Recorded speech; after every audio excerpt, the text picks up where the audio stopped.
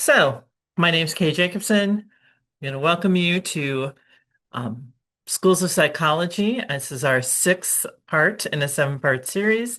And this webinar is brought to you through the co-sponsorship of the Osher Lifelong Learning Institute of the University of Minnesota and the Ramsey County Libraries, where I'm a librarian. It's my um, deeply grateful to both of these organizations for making this possible. It's been a week, hasn't it? Okay. So today's program is brought to us by JB Anderson. He is the popular presidential history scholar who's will be coming back to us this spring with Ulysses S. Grant. And we look forward to that starting um, the first week of April.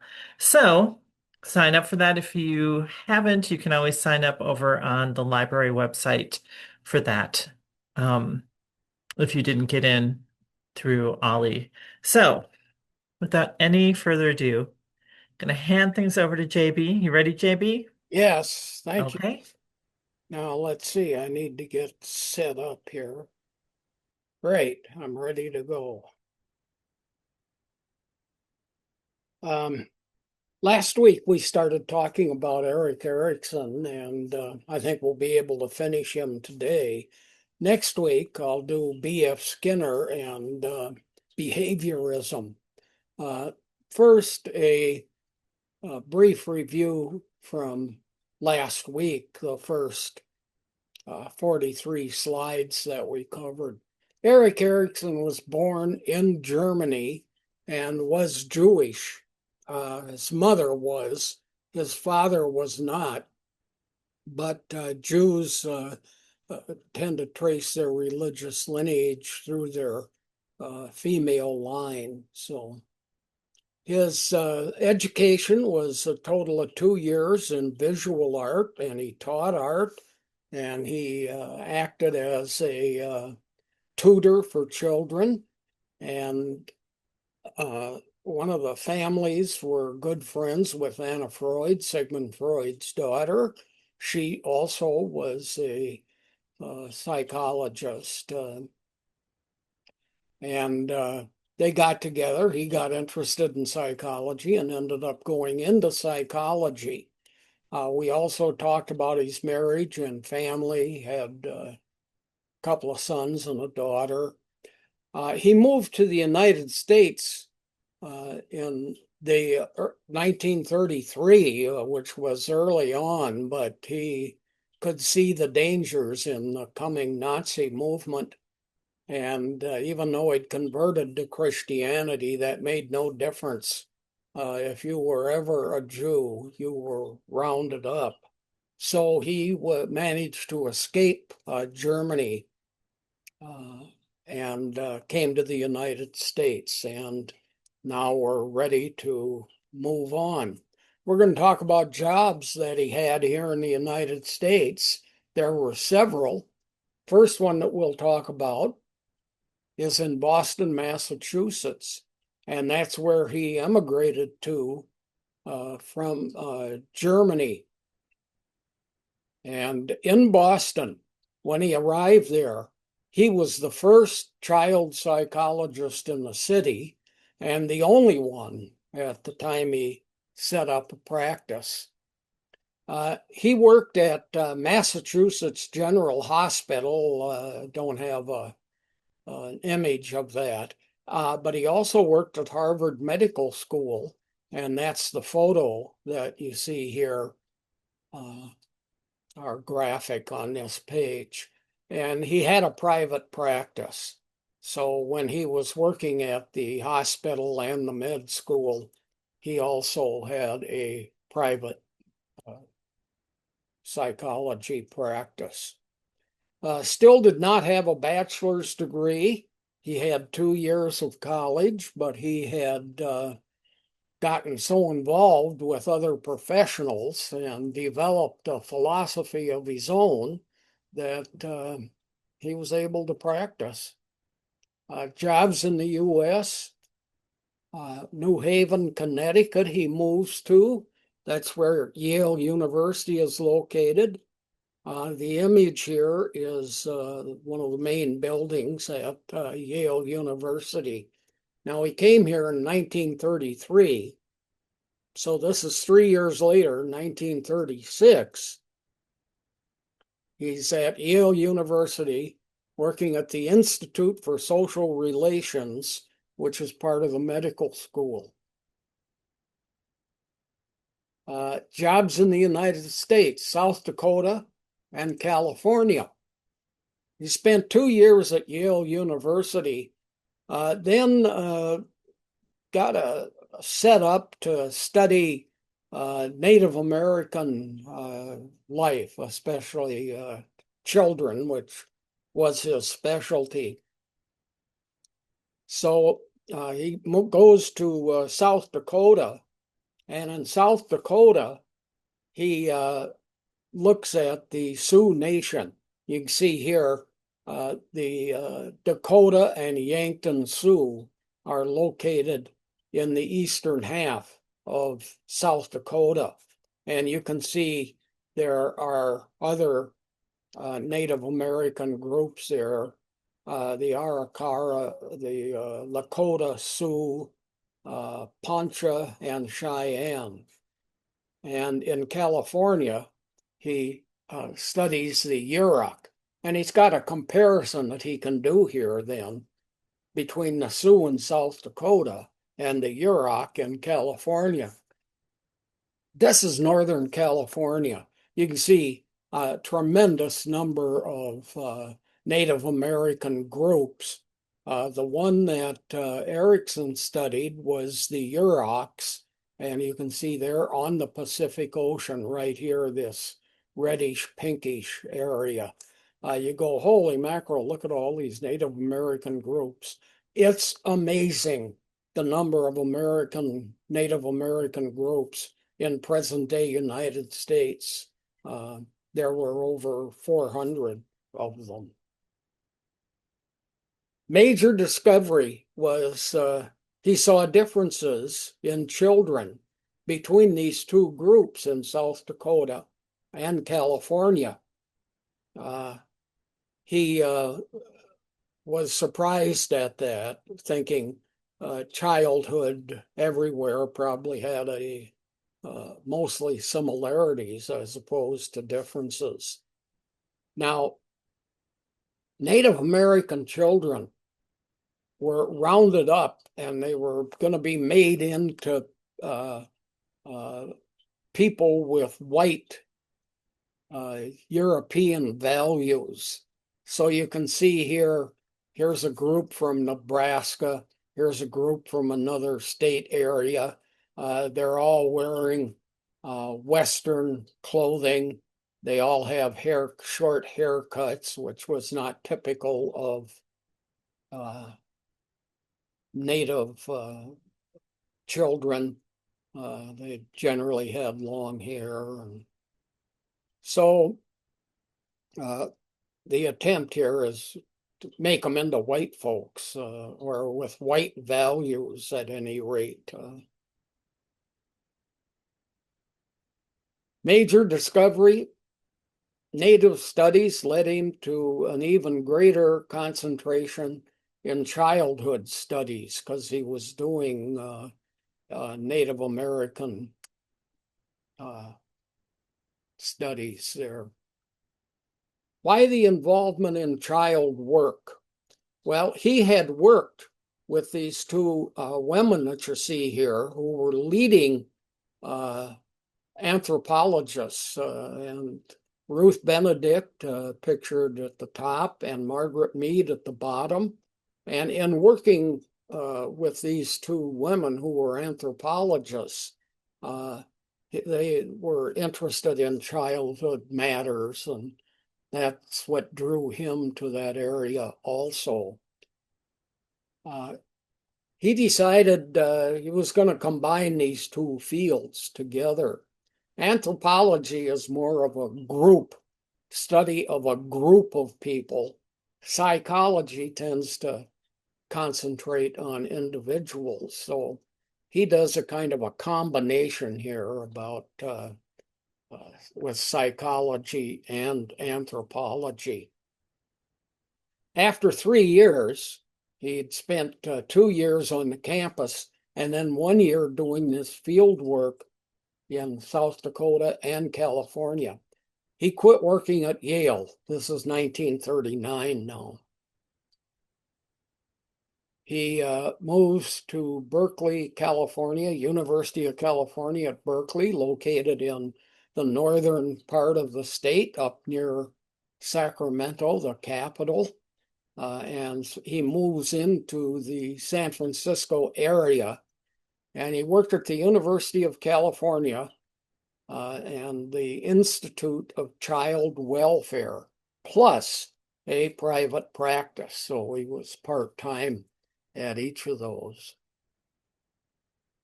Oops. His focus now becomes childhood exclusively.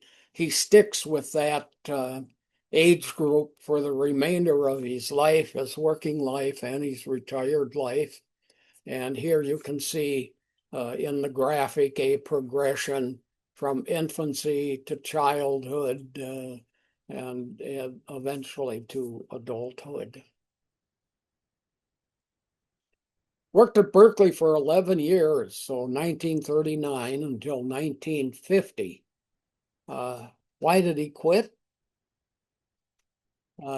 He refused to sign the McCarthy-era loyalty oath that the state of California required of all employees. That included the university employees. So part of an anti-communist diatribe from the 1940s and 50s. Pictured here are Joseph McCarthy holding his hand on the microphone so nobody could hear his aide whispering something to him. This is Joseph McCarthy here. This is Roy Cohn, who worked, he was an attorney, and he worked with McCarthy, who was the United States Senator from Wisconsin. When Donald Trump's father wanted Donald to start learning how to run a business, he hired Roy Cohn here to train Donald Trump. The Levering Act was the name of this bill in California that required you to take an oath of allegiance, known as the California Loyalty Oath Act. Anyone working for the state of California had to take this pledge, and it was an anti-radical pledge. If you refused to sign it, as Donald Trump would say, you're fired. So you had to sign this thing or lose your job. It's named for a California state Republican legislator named Howard Levering. 750 faculty members throughout the California university system were opposed to the oath, but only 31 refused to sign it. Many others did quit, other than just the 31 who refused to sign. Levering oath. You can't overthrow the United States government. You may not be interested in that. You have to declare you're not a communist, and it imposes a political test on government workers if you read this oath and sign it. And the U.S. Constitution, that's a violation. You can't introduce politics into job areas.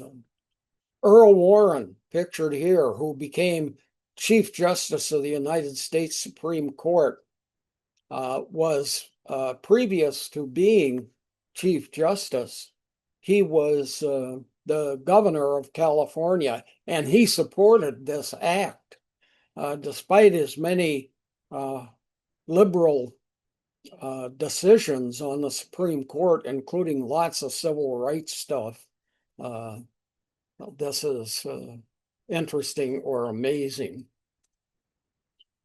California Federation of Teachers released this statement about the loyalty oath.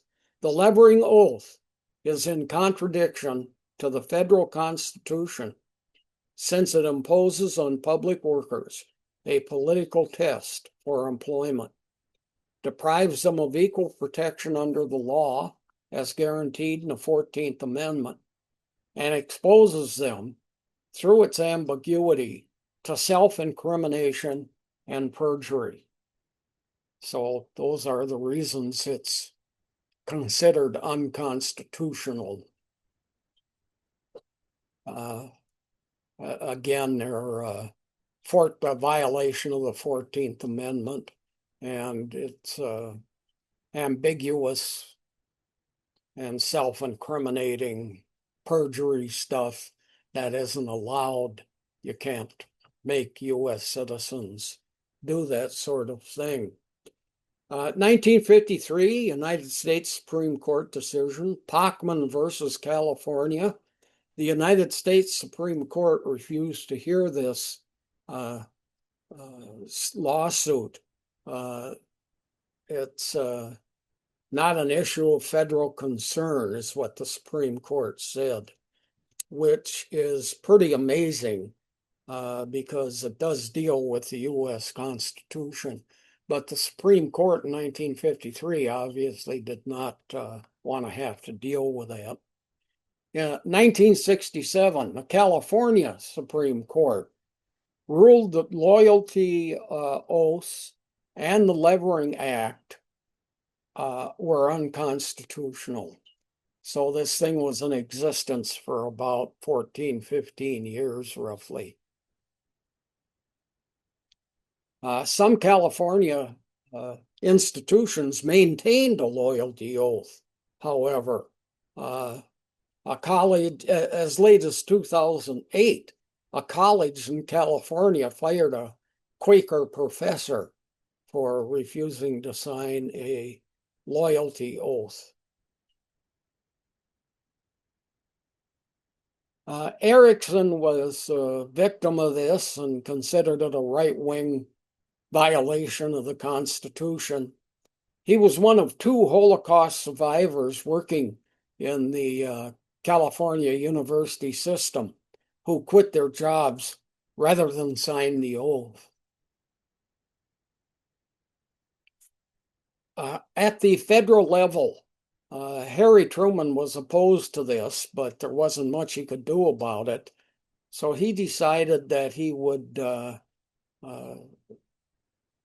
make it less egregious.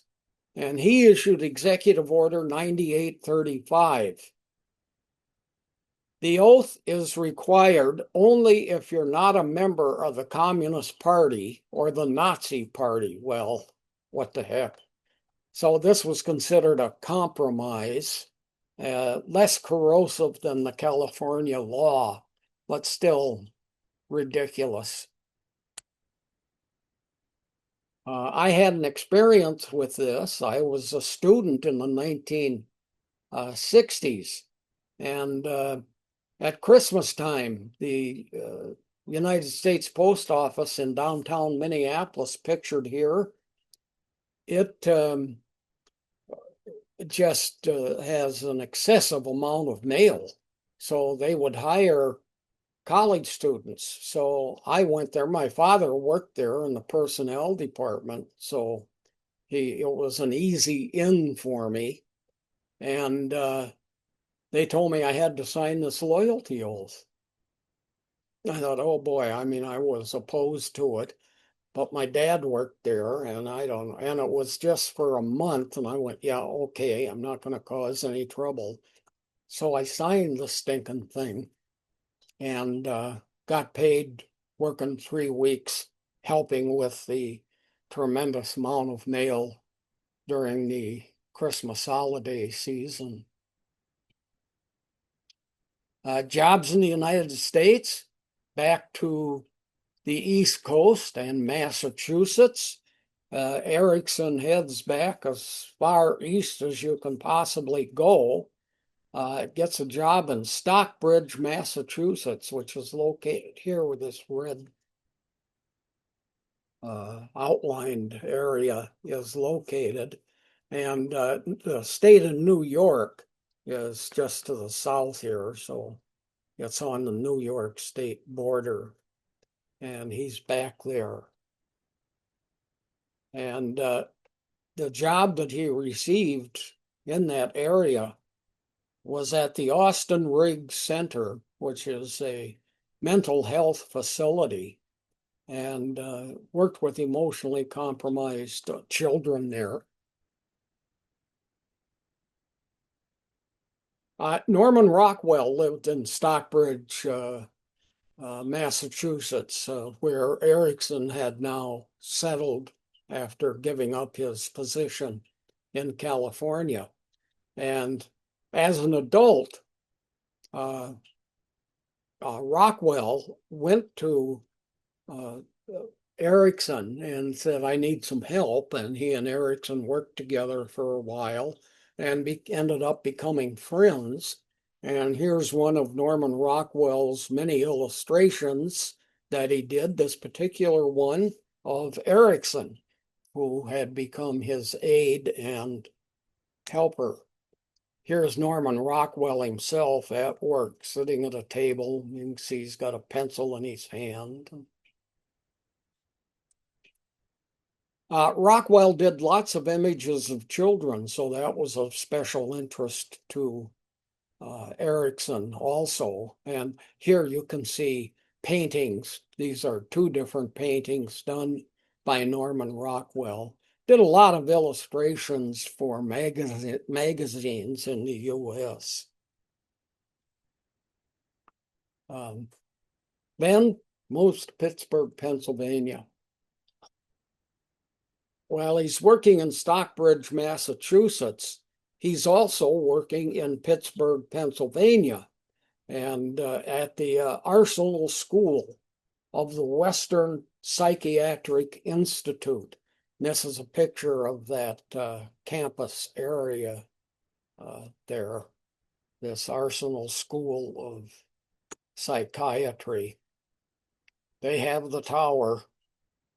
That's quite a tower for on a campus. That's quite a huge, tall building. The Arsenal School. Erickson worked with two very famous people there, Dr. Benjamin Spock, who a medical doctor who wrote the book Baby and Child Care, and the very famous Fred Rogers worked there, eventually doing the public broadcasting system program, Mr. Rogers' Neighborhood. Harvard University, jobs in the U.S. He goes back to Harvard and works there from 1960 to 1970 and then retires. And he taught a human development course at Harvard. Now, remember, this guy, he still only got 2 years of college education. And here you can see human development. Start out as an infant, become a toddler, then you go to school, and there's school. Then romance enters and marriage, family of your own, job, occupational stuff, and then retirement. Erickson theories we'll talk about next. First thing is just an introduction. There's 4 major ideas. Freudian psychoanalytics we'll talk about. We're also going to talk about identity crisis, personality theory of Erickson's, and then the psychology of religion that Erickson dealt with. So psychoanalytics first, let's take a look at that. Erikson supported some of Freud's ideas, in particular childhood uh, psychology. He did not, however, say that what happens to you in childhood affects your adulthood as Freud did. Instead, Erikson says there's really no connections between childhood and adulthood. Uh, and he looked at child psychology as something exclusive of its own. So anyhow, this connections here is what it relates to these graphics. You got something connected to a string there and drying out in the backyard. And here this looks like a chain. So it's also connectivity is the purpose of those graphics.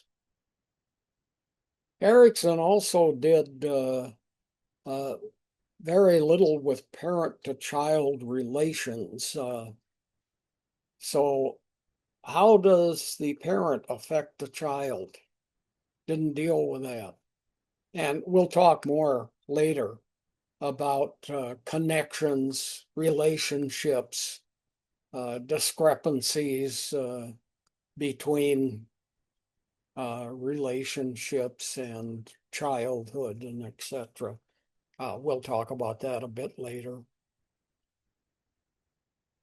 Ego. Now, this is a big Freud concept, and Erikson buys into it somewhat.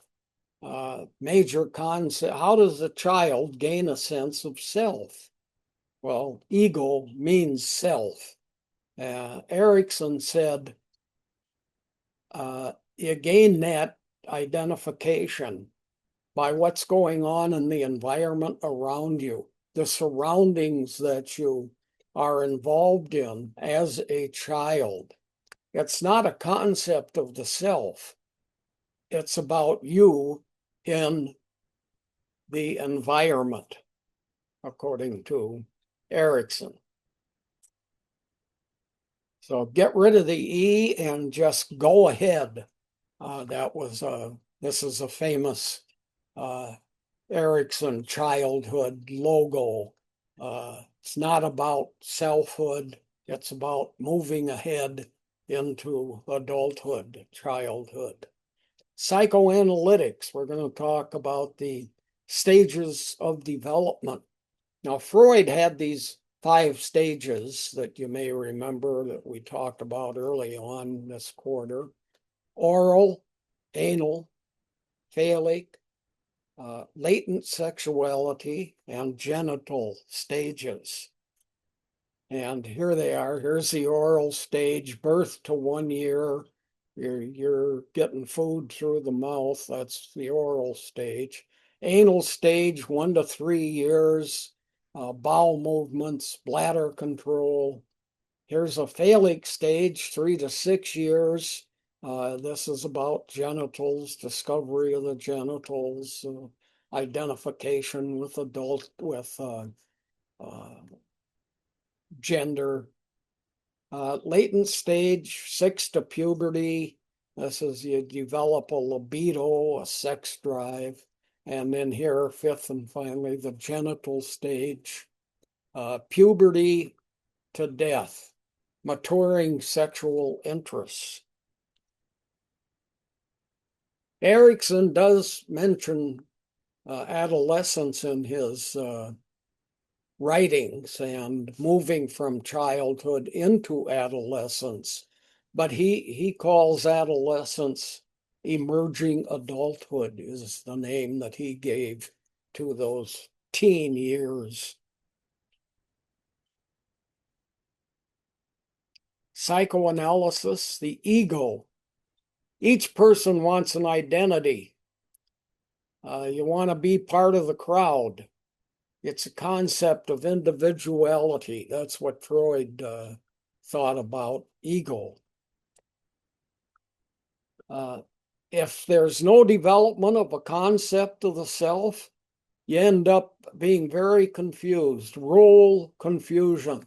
How do you develop an identity when you don't know who you are or where you're going, or you never find your place among other people, according to Erikson. Western culture, your jobs define you. And here is, I mean, we are very much talking about where we work kinds of people. But jobs are very hierarchical. What do you do for a living? I'm a medical doctor. Oh boy. Well, I can't beat that. So who's better? And it's based on occupations frequently. And that's a Freudian concept. I've often been asked, what do you do for a living? And I reply, education. Body language is a question or the person that asked me that, which is common in our North American culture here.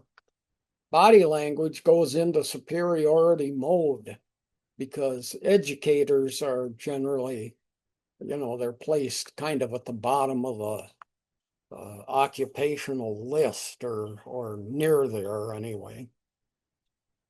It's not like working in business. Comment back often as I work in a corporation. It requires ambition. See, teachers don't go anyplace. There's no moving up in education. Sometimes there is, but you are at a university and you're a professor. Well, you want to be a dean. Well, that requires a different kind of education. Or at 10. Or do you want to be a vice president or a president of a university? That frequently you have a different educational background in order for those jobs. You don't just move up based on merit like you do in businesses, generally speaking. So comment you frequently get back if you're in education. Talks about ambition and having ambition, rising up. Now, in terms of body language, see how this fellow's hands are placed on his waist, hands on his hips. That's a show of superiority. Frequently, this is something to watch for. People ask you, where do you work? You say something. If they do that, hands on the hips, say, hey, I got your beat. At a wedding of a former student of mine that my wife and I got invited to, her father came up afterwards and said, how do you know my daughter? And I said, she was a student of mine. And this guy replied, well, you're doing everything possible to ruin the world. Ouch. My wife was there. She can confirm the story. And you get lots of stories like that if you're involved in education. Usually not that harsh, but my advice, avoid hierarchical questions and statements. And Erikson is interested in this too. You're developing yourself as a child. Jobs aren't involved yet. They don't play a role. Anyway, what can you do instead of vocational job-related questions? You can ask, what are your hobbies? Usually people will be taken aback a bit because they expect you to ask, where do you work? But then almost everybody has a hobby and they'll brighten up, lighten up, and oh yeah, and start talking about a hobby that they have. Might be fishing, such as you see here, music, playing the guitar, might be cooking, a whole variety of different things. I have a camera. Of course, everybody's got one now. Might be astronomy, might be chess playing or building, such as you see here. All sorts of possible hobbies. Or they'll talk about leisure activities that they get involved in. So I like chess, but don't say that. That's kind of a hierarchical thing because it shows it's not just a hobby that anybody can do or is interested in. It's really something that establishes hierarchy. So Freud talked about ego, the development of a concept of the self. Erikson talked about the environment, especially in childhood, the group, not the self, is where development takes place, occurs. Second item we'll talk about of Erikson theories is the identity crisis. There's four major elements to the identity crisis. The first one is, who am I? The question. And how do we know who we are? Well, we take a look at relationships. We take a look at aging of ourselves, and we take a look at careers and how that affects our concept of ourself. So, who am I? Well, I'm so and so's brother. I'm so and so's husband. I work at, you know. Uh, so this is how we develop identity and identity crises. We maybe ended up not becoming what we thought we would when we were children. That's a crisis. I've gotten to a certain age and I still don't know what to do. Personal conflicts is the second of four major elements of an identity crisis. What's my role in society? Where do I fit? And then we go, well, what about jobs? Well, no, you can look at this as something different than vocation. Talk about what's my role? What do I provide to other people? Uh, how do I view myself? And you end up getting yourself defined based on your role in the group. It's not an individual thing, like Freud said. It's not a self-discovery thing. It's a personal item, but it's reflective of where you are in society. Three, things change in our lives. They can lead to an identity crisis. Uh, you have children, big change in your life. You might get divorced in a marriage, lose a job, or find a new job and just change jobs. May not be a job loss. These are life-changing events.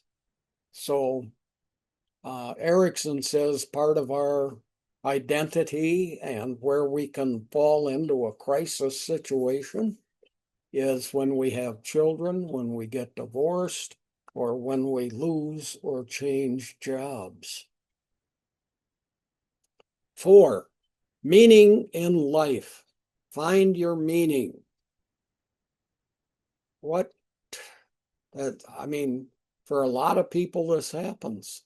For a lot of people, this does not happen. And that can lead to an identity crisis. You can find a meaning and later on self-challenge it, have someone in the group challenge it, and that can lead to an identity crisis also. So here's some of the causes of an identity crisis. Getting married. All of a sudden you're living with someone other than your family of origin, and it's quite a different situation. You may have been on your own, you may have been with your family, and then you get married. you get divorced. All of a sudden now you're separated from something you thought you had, and you are in a different situation. You're on your own again. Uh, you have to move, maybe, so on. You get separated from a whole variety of things, just people, friends. You change jobs. You're separated from this group, reestablishing yourself in another group. You may move. You may move like Erickson did, from the East Coast to the West Coast, back to the East Coast, and then you were in South Dakota for a few months, and holy mackerel. So moving. And of course, this has become a major factor in the United States. I mean, people often say, uh, well, I had children because I'll need care when I get older. Yeah. You're in Minneapolis and you have three kids who now live in Las Vegas, Kansas City, and Miami, Florida. They're not near you anymore. Mobility, moving, can lead to an identity crisis. A traumatic event of some kind, a serious illness. You might have a car accident and lose your foot or your lower leg, or some traumatic event like that can lead to an identity crisis. And all of a sudden, you can't do things you had previously done.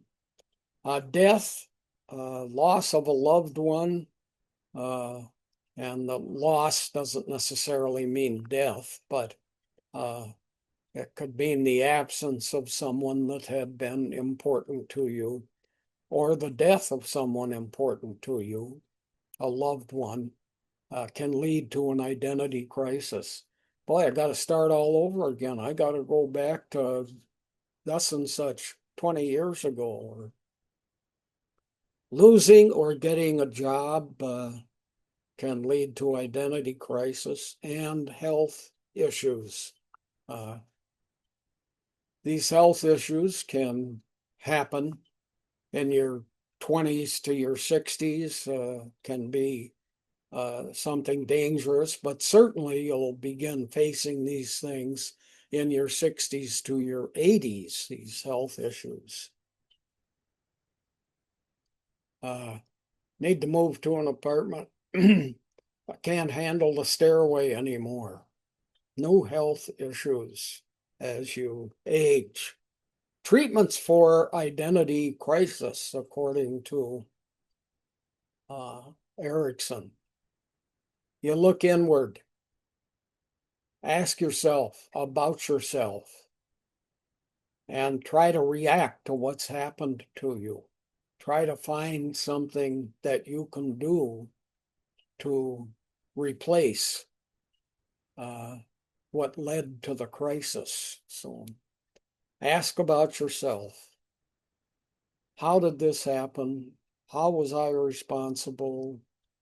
Was it anything I did? Yes or no questions, and then eventually a whole new identity can arise and you leave the crisis behind. Find some joy. There's a lot of ways to cope. Finding new excitement in your life can help end an identity crisis. You might volunteer someplace. Hey, I'm really helping. Saturday mornings, I go to the food shelf and help hand out food and so on. Or, uh, every Monday, Wednesday, and Friday, when I get home from work, I walk around the block. It's a leisure activity. I can see what other people are doing. I can see who's picked up their mail and who hasn't. And I can see children playing. And so find some joy to eliminate your identity crisis.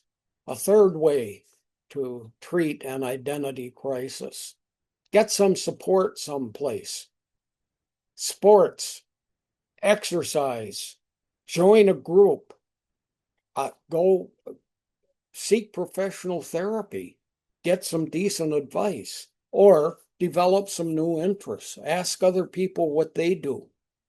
Go online or look on your cell phone and there's games in there and all sorts of things like that. So, as a third treatment for identity crisis, find something that supports you. And it can be some of these fun things. It might simply be like sports, doesn't mean you're active in the sport. It might mean you're watching it on TV. And I'm not gonna miss any football games. Fourth and final, ignore judgments. At least set them aside. You got other things you can find to do. Don't keep turning it inward, criticizing yourself. So don't set up standards, artificial standards, standards that don't count for anything. Items that you're doing to yourself, items that you allow others to do to you. Find something new. Standards that are the new you, give you new life. Erikson theories, personality theory. Erikson didn't like stages of life and development. It's like parent to child relations, or you're moving from childhood to adulthood to jobhood to retirementhood, etc. He didn't like these stages. Here, I've illustrated it with this graphic. You start with seedlings, you get 2 leaves, then you get 4 leaves, then you get blooms. There's a progression. And Erikson doesn't like these progressions, these stages, these movements from one stage of development to another. So here's his 8 stages of personality development.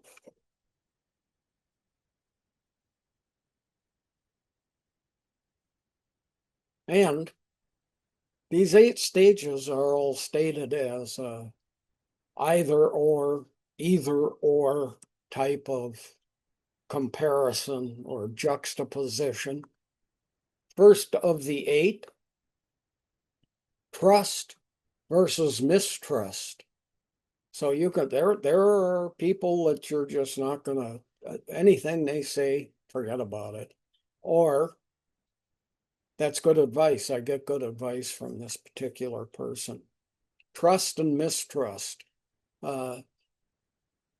This develops during the first 18 months of life. You're tied very closely to a single individual. It's usually your mother who does the holding of you and does the feeding of you. And of course, back in Erikson's day, it was mothers who were home raising children. Dad was off at work. You develop a perception of care. Somebody's going to get me stuff when I need it. Somebody's going to help me be relaxed. You develop a perception of care and relationships. You start looking outward. It's not just mom anymore. There are neighbors. Neighbors have children. You identify with those children, with their parents. You have siblings that now you're have become much more aware of. And you have colleagues in some way, maybe in a school setting or something. And some of these people you like, they're trustworthy. Others of these people just they don't fit with you. They're so different. What's going on here? Trust versus mistrust. And that tells you something about personality development. Who do you attach yourself to? Who do you reject? That's Erikson's first of 8 items in personality development. Now, most of these items are going to have more than one slide associated with them. So the second one is free will and autonomy on your own versus shame and doubt. Oh, I don't know. Why did I do that? I don't know what to do. Why? How come I'm no good at this? Doubtful of yourself. And Erikson said this is predominant during ages 1 to 3. And you all of a sudden realize I'm a separate person. I'm an individual. I'm not attached to somebody else. This is a community. And I am a person that can stand alone from all of it. It's the beginning of independence. I can be a person on my own. Continuing with item 2, it's also about freedom. You start controlling things that you've had no control over. You develop abilities of your own. You try stuff out on your own. You might sit in a corner and play with something, blocks or something. It's something you're doing on your own. You're no longer dependent on someone else, like mom helping you with it. You start getting a well-developed concept about the self and how I can be in control. And this comes with toilet training, which most psychologists say is a very important thing in early life. Continuing with number 2, free will, autonomy versus shame and doubt. You start developing a concept like I can do that, and you're going to fail and then have to start over again. Here's a kid in the graphic, fell off his bike, and dad's helping him with a Band-Aid, putting it on and off. And it's important, according to Erikson, that you allow children to fail. They will find their own solutions, and don't reprimand them. Why? No, you're not doing that right. Here, this is what you should be doing. But instead, allow children to keep trying until they find a solution or the solution. Again, with item 2, free will versus shame and doubt. Shame and doubt can develop during this period of time in childhood. Things get ingrained. I can solve this problem, it might take a while. Or, I never solved this problem, I'm a failure, I'm incompetent, I can't get it done. Why? So, will and autonomy can be developed during this period of time. That's, I'm capable and I can do this on my own. Free will and autonomy. You bring success to the front. I can climb stairs now on my own. I don't have somebody having to carry me up and down stairs.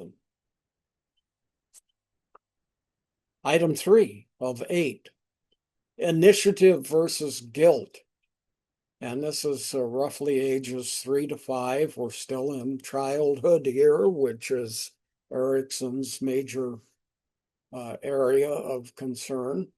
You start learning to dress yourself, how to button and unbutton a sweater or a shirt, how to pull a shirt on and off, how to find the front of the shirt and operate using the shirt from that advantage point.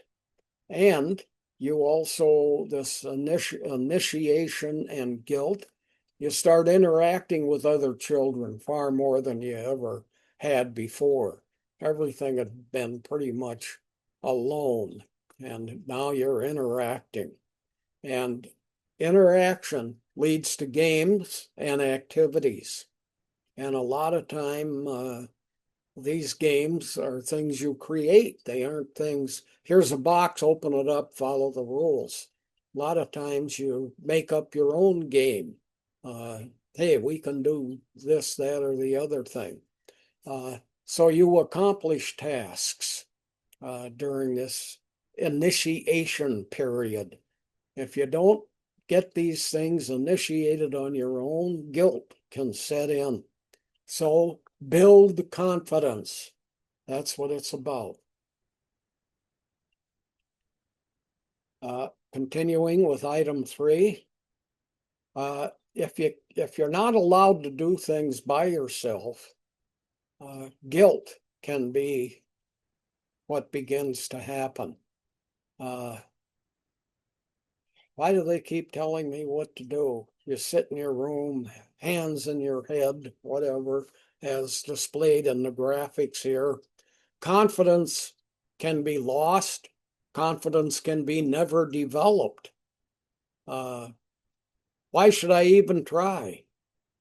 Other people are going to take care of it for me. So things just aren't going to get done. That's guilt sets in rather than you initiating behaviors for yourself.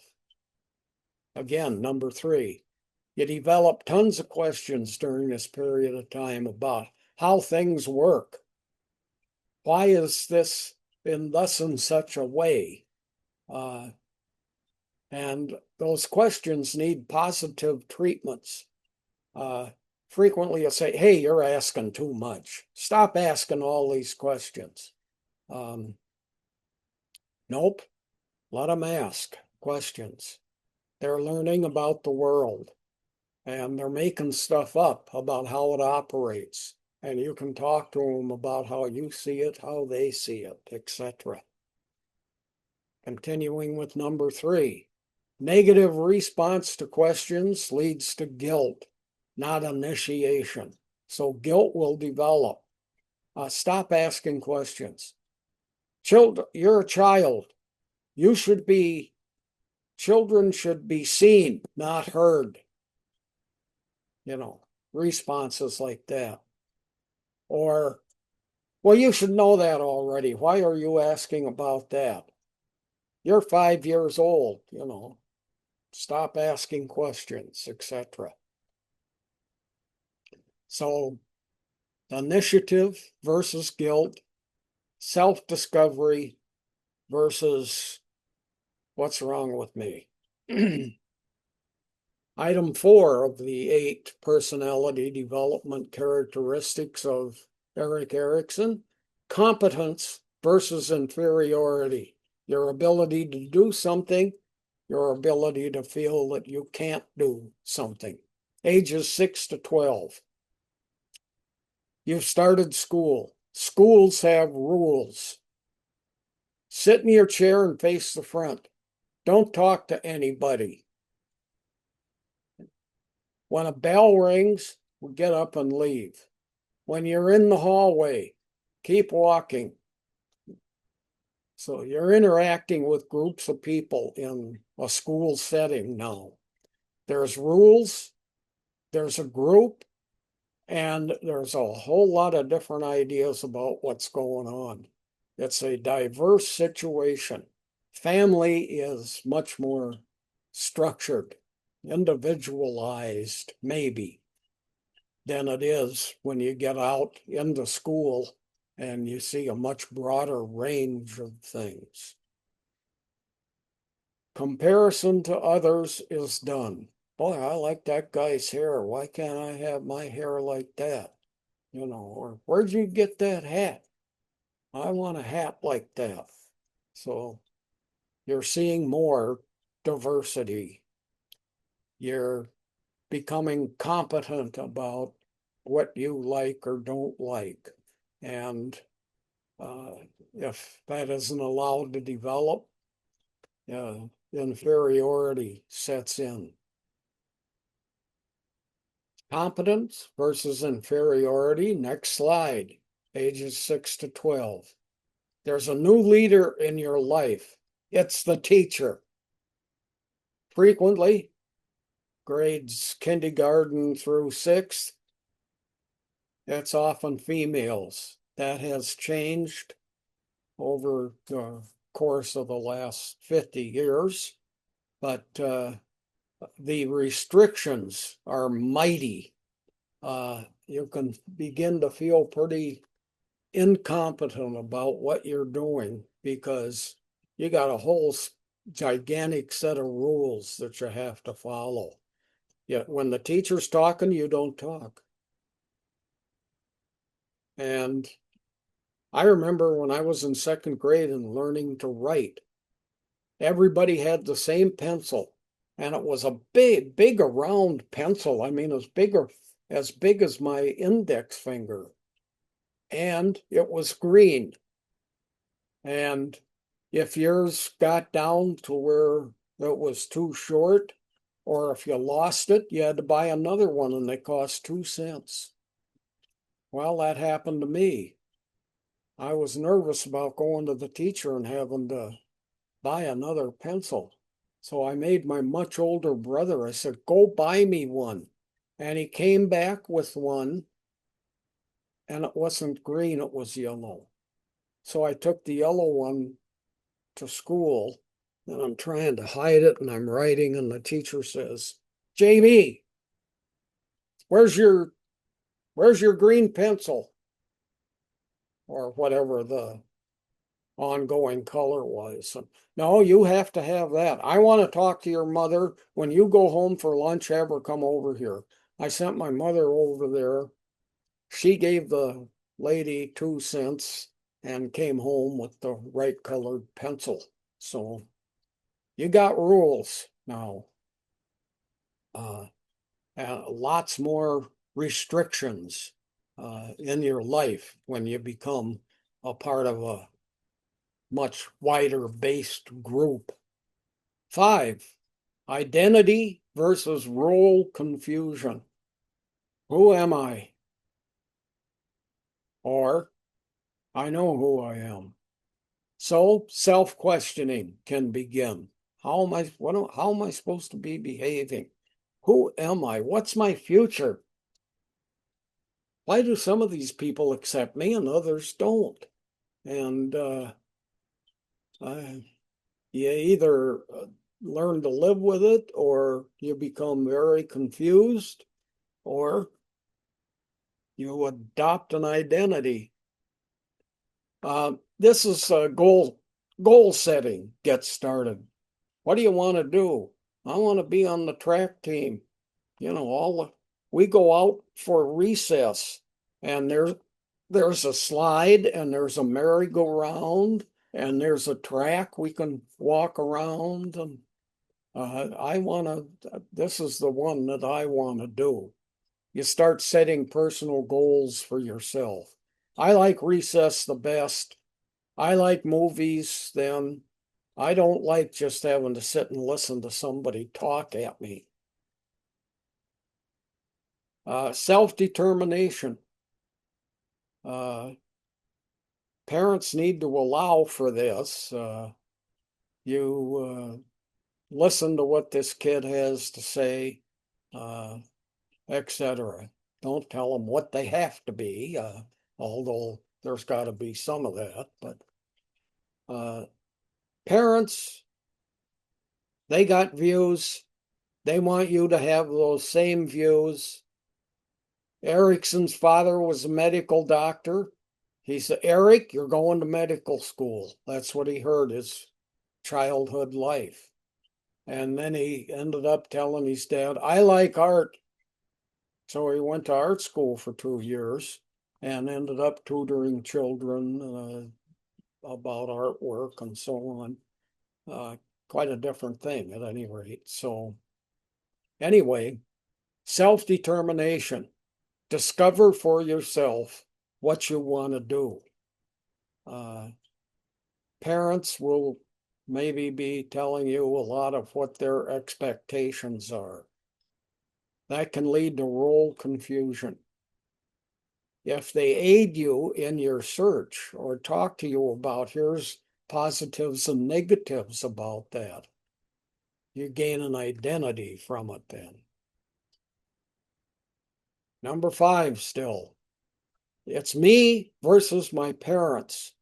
And if it's me versus my parents, it can become identity confusion, role confusion, a confusing life. So commit to diversity.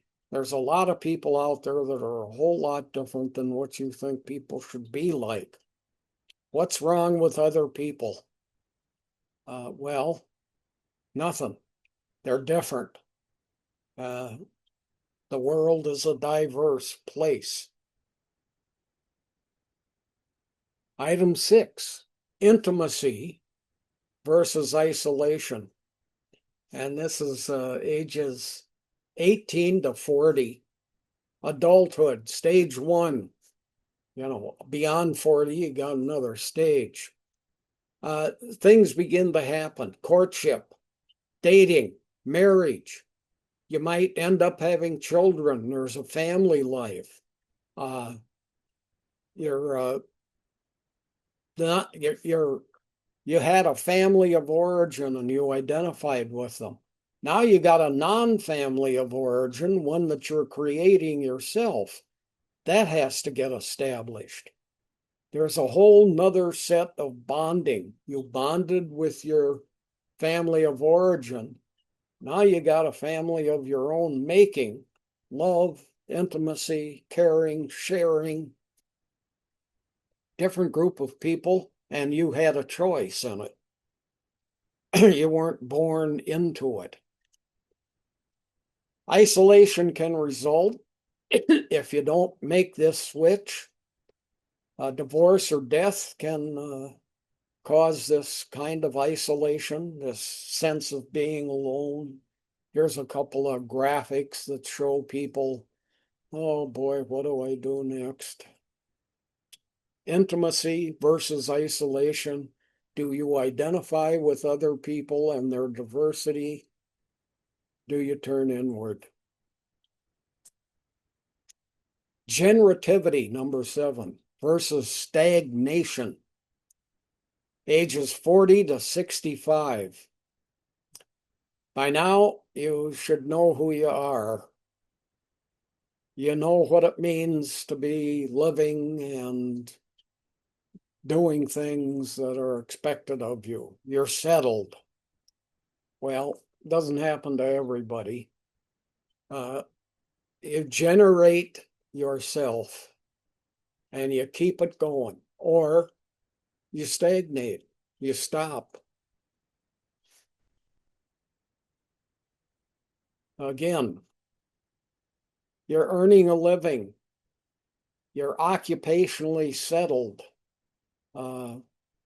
Generativity, stagnation. Do you like what you're doing? Here's gardening. This is a farm situation in this graphic. Are you getting a living out of this? Is it satisfying for you? Are you settled in this occupation? Continuing. You're a community member now. You're a group involved person. You're an adult. And you got groups. If children have left the house, then raising children is behind you. You've hit a situation where your life is changing and you need to generate something new for yourself. You've moved from a family of origin to a family you've created to the family now. The kids are gone. If there were children, it's behind you. And what are you going to generate for yourself that's new? Feelings of guilt about the past, how you treated children, how you treated other people, what happened when you left your family of origin. That can end up with stagnation setting in. You're not renewing yourself. And 8, integrity versus despair. 65 plus for the age. What have I done? This is the last chapter of my life.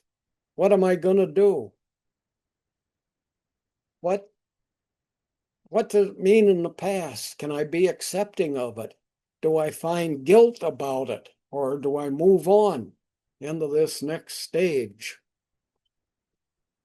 When I taught traditional age students, you know, when I was teaching in high school from 16 to 18, or when I worked in a college and dealing with students that were 18 to 30, it was about what kinds of questions were they asking? Who am I? Where am I going? What should I be doing? Now I hold classes for retired people. For them, it's all about what the hell did it all mean? So we're up into this integrity versus despair.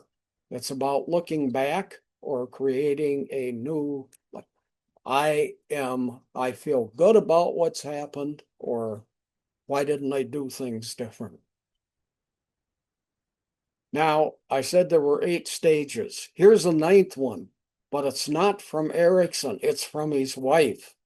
So Joan Erickson here added this 9th stage, and it's called Life Cycle Completed.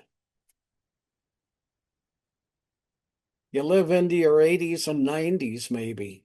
There's new demands on you. The first 8 stages come flooding back. You think about them and what happened during them.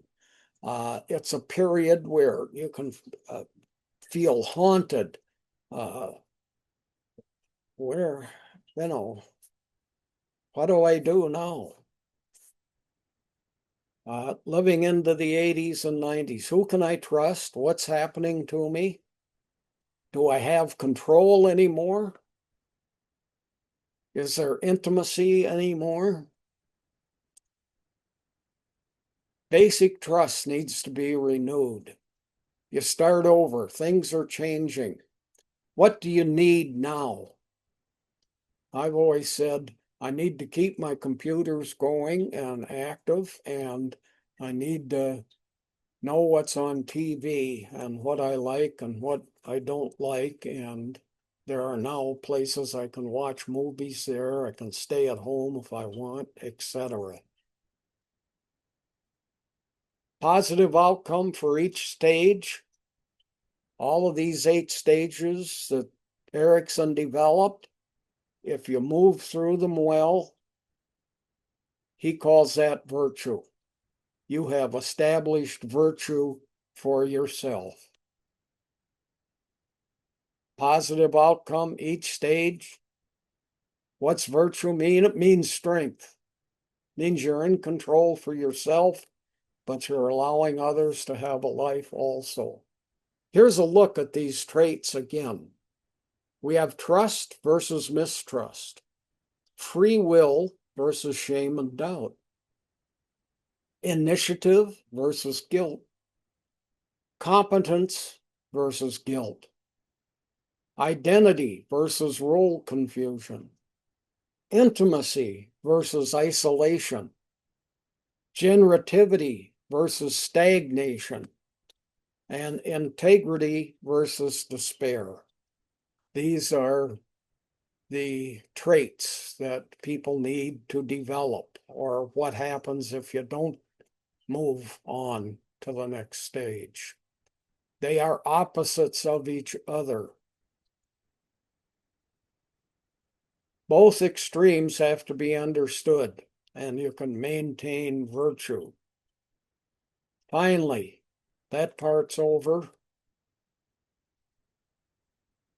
If you heard every word I said, I give you virtue.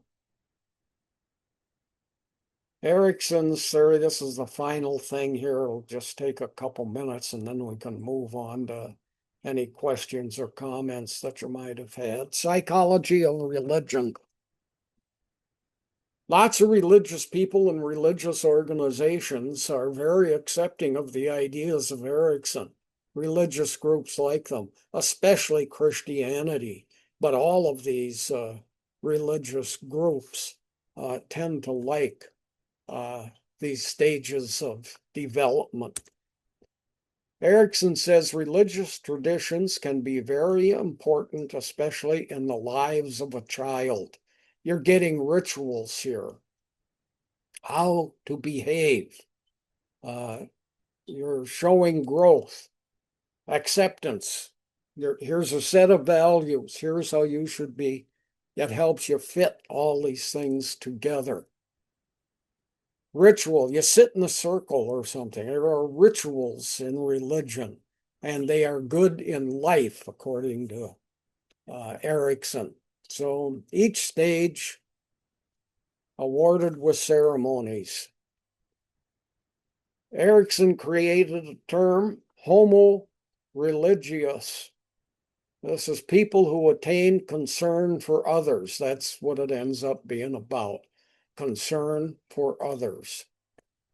Here is a guy, Mike Vance. He was in charge of people development at Walt Disney Productions. Here's a quote from him. Success and all good things in life start with a genuine concern for others. It's about concern for others. That's what Erickson likes. Here's the Dalai Lama. A sense of concern for others gives our lives meaning. It is the root of all human happiness. And that's the end. Now, do we have anything? Talk about? Yes, we do. Oh, let's see. How do we go to just there There we we go. go. Thanks. Yeah, good. Okay. I'm probably gonna mess up the last name here, but did Erickson and Piaget meet, collaborate, or comment on each other's work? No, they were in different parts of the world. Yeah, but they are both uh, heavily into childhood. Piaget, particularly on the educational level, organized education, whereas Erickson sees it much broader Hmm. and more. It isn't more developmental, but that's a common theme among them is development through childhood. And Okay. Have some of these ideas proven to be out of date? yes, a lot of this stuff was written when families had a very different structure than they do today. Hmm. Um, I mean, when I was back in the 50s, when I was in grade school in the 40s and 50s, uh, men weren't teachers, not until you got to high school, anyway. Yeah. Things were much more strictly defined. And who stays in the household and cares for that? Today we have stay-at-home fathers. Hmm. Yeah. So the diversity of roles has changed dramatically.